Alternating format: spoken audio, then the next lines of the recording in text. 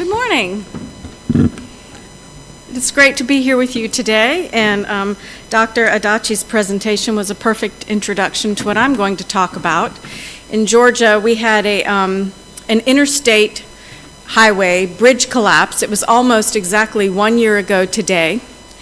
And so my talk today is really about our recovery effort for that bridge collapse.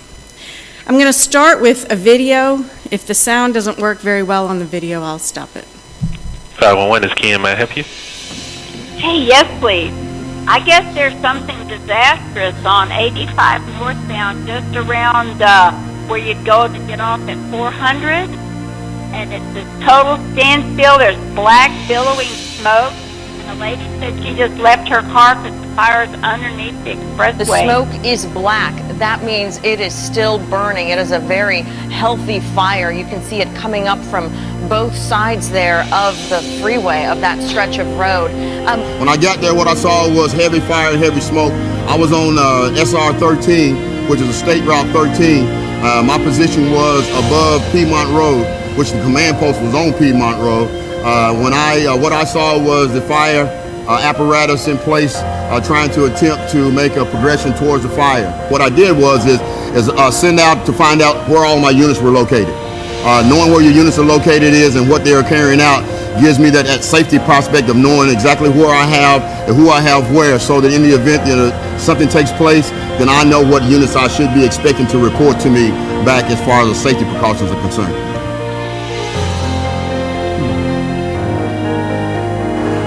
I was at home Thursday evening when I saw on the news where the road had caught on fire and the bridge had collapsed. You know, I looked at my wife then, I was like, I'm fixing to have to go. Extremely early Friday morning in the wee hours, I got ready and I came on up here then to begin helping to assess the damage and determine what we were going to have to do to build the bridge back.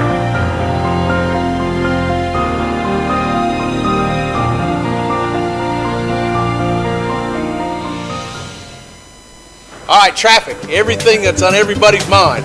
Now, I made a comment yesterday that this is kind of a big duh. You're looking at the proverbial cork in the bottle. You know, when you look at the spot of where this has occurred coming off the connector, you can expect that a permanent thing from now on is that northbound on 85 off the connector is going to be shut, just as you see now.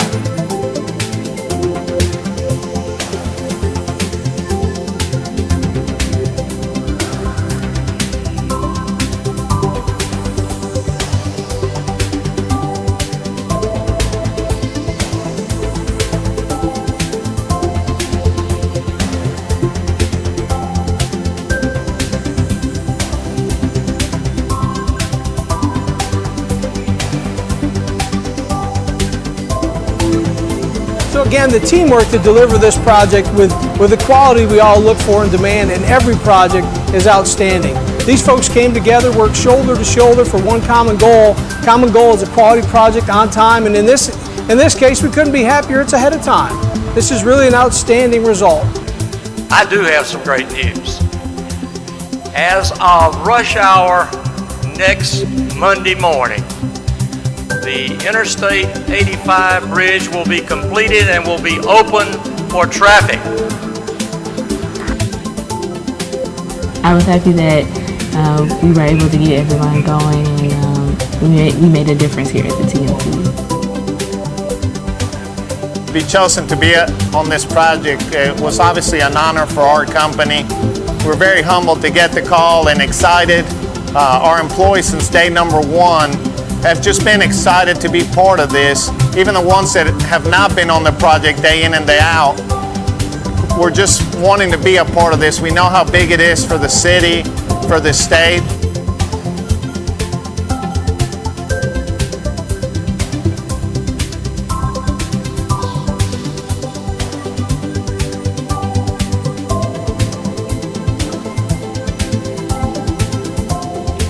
I always knew Atlanta had a big heart. And on March 30th and subsequently today, we have seen the heart of Atlanta and the heart of Georgia.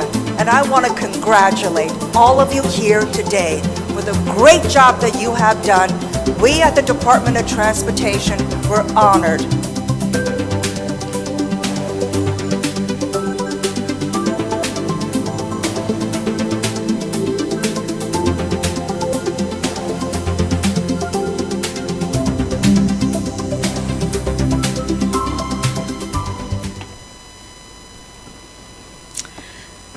So that gives you an idea of what we went through last spring. And just to recap, basically on March 30th, it was evening rush hour. I'm very short. I should have worn my high heels today. So at evening rush hour, which is a very, very congested time of day for the Atlanta metropolitan area, a huge fire started under the Interstate 85 bridge. This bridge carries about 250,000 cars per day. It's a very heavily used bridge, 10 lanes wide. Actually, you probably are curious about what was burning under the bridge. So the Georgia DOT had stored some orange HDPE plastic conduit, the kind you use to run fiber optic cable. Some spools of that were stored under the bridge, and alleged arsonists set fire to the spools. It was in a fenced-in area, but someone set fire to it. So it was our material under the bridge. The day after the fire, our commissioner, Russell McMurray, sent out a notification to all states in the U.S. to say, this is what was under the bridge and caught fire. Please check any inventories you may have stored under bridges. So that was definitely the first lesson learned for this event. But I'm going to talk a little bit about, our immediate focus was, of course, public safety. But then I'll also talk about the traffic management, the efforts we went through to try to maintain traffic operations in the Atlanta area, as well as the reconstruction progress, and then how we maintained public information, because I can tell you that this bridge collapse had the city of Atlanta just absolutely mesmerized, because it was right in the middle of the city and caused such extreme congestion. Everyone was just waiting and waiting and waiting. When is this bridge going to reopen? It was very widely watched. So the first thing to note is that thankfully, as soon as the smoke started billowing over the interstate, police stopped traffic. So the best news of this story is that no one was hurt, no one was injured in any way. And if they had been, then I probably wouldn't be here talking about this good news story, because that would have been a real tragedy. Another thing to mention is that our ITS system, which is our 511 navigator system, the trunk line for the fiber cable for our ITS system is attached to this bridge, so we lost communication when the bridge fire started. Luckily, the redundancy built into our system popped back up in about 3 minutes, so it's good to know that when you build those redundant systems that they actually work when they're supposed to, so that was also good. As you can see, this is evening rush hour. There was quite a bit of traffic in a very long queue waiting for this fire to be put out. The fire started at about 6:15 p.m. And, our 511 system kept the cameras trained on the traffic. We used message boards to get information out about the fire. And our regional traffic operations program immediately started putting the signal timing on emergency response mode for surrounding arterial corridors with the signals. So about 45 minutes after the fire started is when the span collapsed. Luckily, the fire department, the fire chief, had pulled all of the firemen away from under the bridge about 2 minutes before the collapse. He could hear the strands in the beams popping and knew what was about to happen, so he got all the firemen to safety prior to this collapse.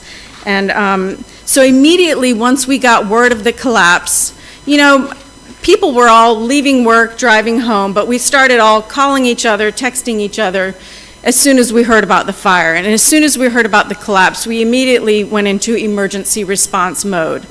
And myself, the commissioner, our traffic operations folks, our maintenance, construction, the Georgia State Patrol, the City of Atlanta, the Federal Highway Administration, we all immediately reported to our Emergency Operations Center, which is located at our Traffic Management Center, our 511 call center. And this is how we always practice and prepare for emergencies, whether it's tornado or a hurricane or ice storm. And we do have live practices, dry runs, at least twice a year on these emergency response practices.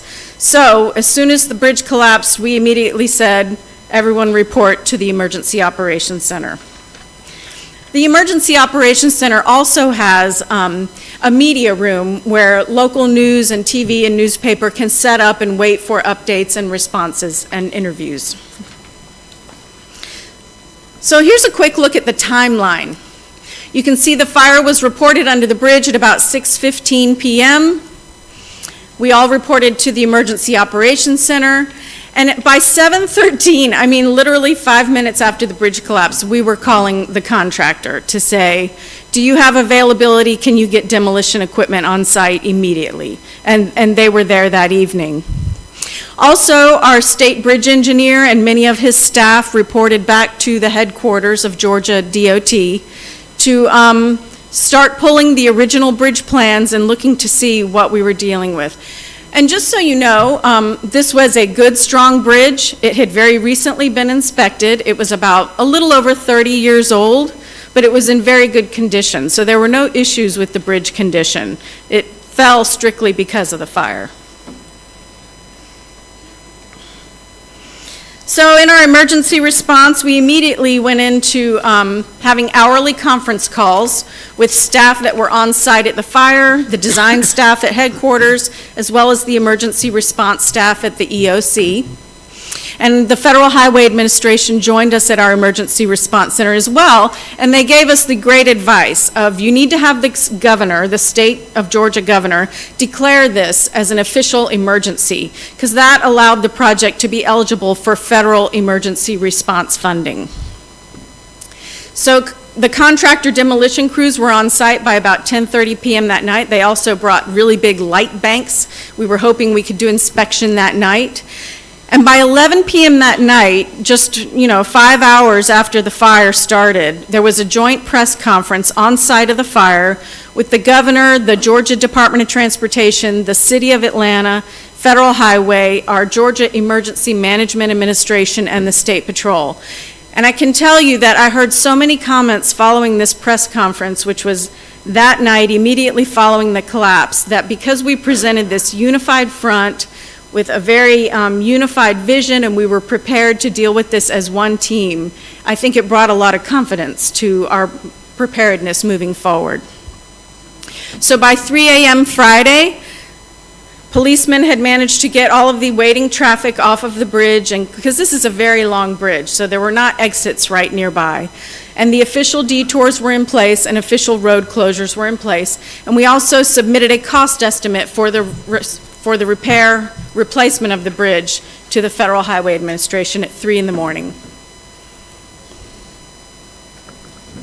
So the next day, Friday morning, by dawn, the collapsed site was cool enough to begin inspection and demolition. So our bridge inspectors had immediately come back to the site at around 7 p.m. the night before, but it was too hot for them to do any inspection. So they just slept in their trucks and waited for it to get cool enough to do inspection.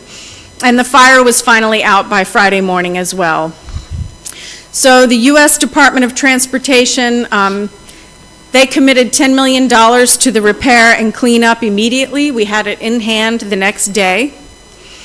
And our Georgia DOT bridge design team immediately began design the night before, and on Friday, the day after the collapse, they had submitted the design of all the beams to the contractor to begin fabrication of the beams. So I'll talk a little bit more about all the details of each of these aspects of construction and design. So this is just to give you an idea of what exactly collapsed. So the yellow square shows you that is the span that collapsed. It was directly over the fire. The blue spans show you these are the surrounding adjacent spans that also had to be torn down and replaced because they were so severely damaged. And please note that the spans on this bridge have odd trapezoidal shapes. This is very important when we start to discuss the design because it made a big difference in how we moved forward in design.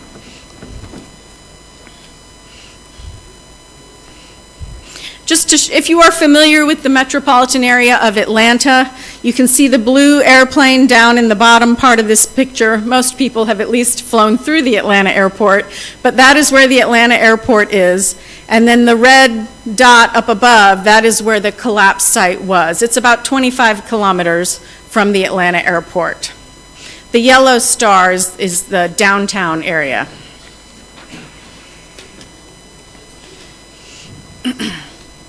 So this shows demolition of the collapsed span that began immediately on Friday, the next day. And so we were working 24/7 immediately to start cleanup and demolition. We actually had to pressure wash a lot of the beams because they were so blackened by the smoke that in order for our inspectors to see the damage and the condition, they had to get them cleaned off first. So using visual inspection as well as hammers to sound the concrete, we found serious delamination and spalling of the concrete beams, the columns and the caps in the 5 adjacent spans. So as our inspectors were there, they found that the beams were continuing to crack and the concrete was delaminated and spalling. It was not a safe condition for our inspectors, so they had to use great care in checking the beams. And the detailed inspections continued as debris was removed. So this demolition photo just shows some of the damage to the columns and the caps of the bridge. Notice that the beam support itself did not fail. It was the beams themselves that failed. So the extreme heat caused the tensioning strands in these massive pre-stressed beams to relax, and thus they failed and collapsed.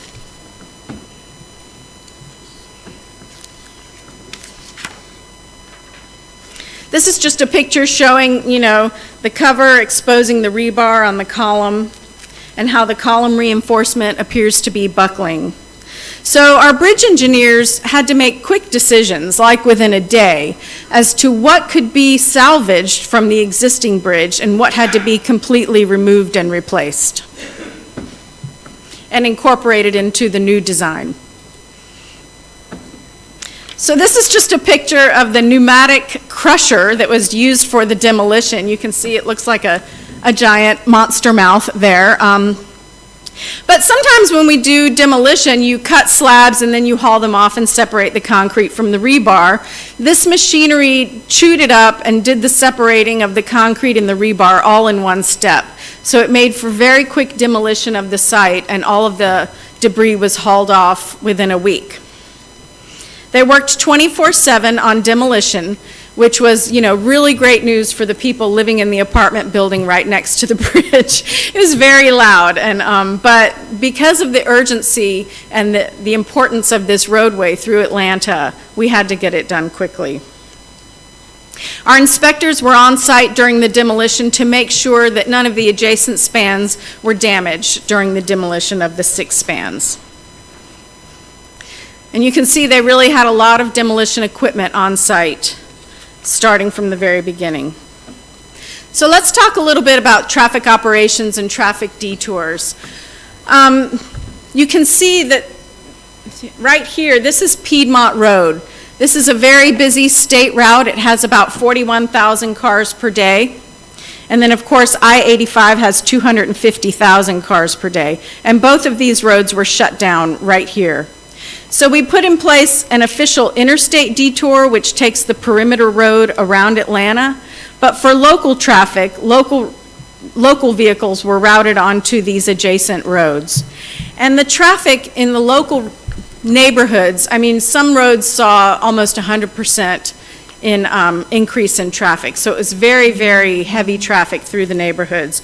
And just so you can see, we did modeling of the traffic impact in the surrounding area. And I mean, garbage men, post office, FedEx, people couldn't even get through these neighborhoods to make deliveries and do their regular jobs. So the surrounding neighborhoods were very heavily impacted by the traffic of this event. This just shows how we used changeable message signs to continue to get the message out. So in working with the media, because this was such a major event for the city of Atlanta, the media immediately wanted answers. And there were a lot of questions about the material we had stored under the bridge and how we were progressing with demolition and rebuild. So we did almost daily news conferences. Our plan of attack was pretty much give them so much information that they just can't ask for any more. And really it worked well because the city had a constant need for information about the progress of this project. So we did lots of on-site media engagement as well as, online. Our online viewership went up about 45% during this event. So we got a lot of hits on Twitter, Facebook, and our website, and of course we set up a website for the actual project. The transit services in Atlanta saw about a 40% increase in use. But interestingly, overall traffic in Atlanta went down by 7%. So you can see that a lot of people were choosing to telework or take alternative routes to work. And we also have a program in Atlanta called Georgia Commute Options where we pay people $5 a week to try alternative commutes, and we do this for about 6 months when you sign up. So that was heavily promoted as well to remind people that, hey, you can do something besides drive alone in your car to work. So let's talk a little bit about the design challenges and decisions. So of course we had the old original plans for this bridge, but the original beams on these bridges were an AASHTO type 5 beam, which is not that important except to note that that is not a standard beam that we use now, so there were no forms available for those beams.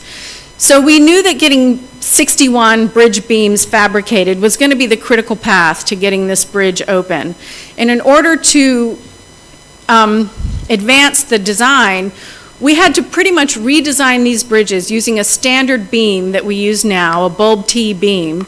And so instead of using the old plans and trying to fabricate these old beams, which would have taken weeks and weeks, we redesigned the bridges to use beams that are current and standard now.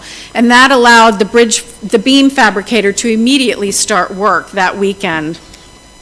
And the beam fabricator also worked 24 hours a day, 7 days a week, until all 61 beams were completed. As you could see, the bridge had complicated trapezoidal spans. Every beam was an individual design. None of these were cookie cutter. And the spans are also in super elevation, so it was not a very simple bridge. I'm so sorry. It's okay.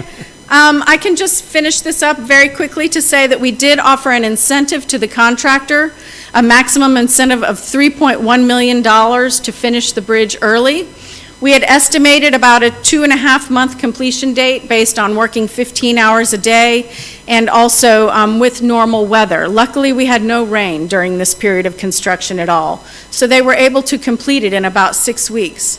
So the next few pictures just walk through about a week after the bridge collapsed, construction began. You can see that we were able to maintain some of the columns. We had to hand work off all of the delaminated concrete down to the original foundations, which were intact and in good shape. And then we fitted these larger concrete cages outside and poured new columns on top of the old columns. The beams were also fabricated and delivered 24 hours a day, 7 days a week. Oops. And you can see that within a week of the collapse, construction had begun and proceeded. The contractor used an 800-ton crane, which is, I think, 725 metric tons. And this was a key decision because it allowed them to place all the beams with a single crane placement. We set up an online streaming and time-lapse video on our website that was very popular. And you can see work progressed quickly using that large crane. And I really have to give credit to the contractor. They had to know what their work plan was every hour of every day, and they really planned their work well. So, within 6 weeks, the bridge was open, and we had a ceremonial ribbon cutting about a week later. And the lessons learned are really just be prepared for emergency response. The key was knowing everyone already and moving into our immediate emergency response plans. And of course, the incentive was a huge advantage in getting the work done quickly. So, thank you very much.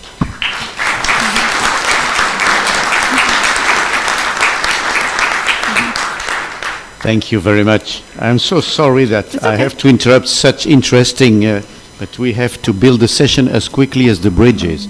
And I have two speakers more.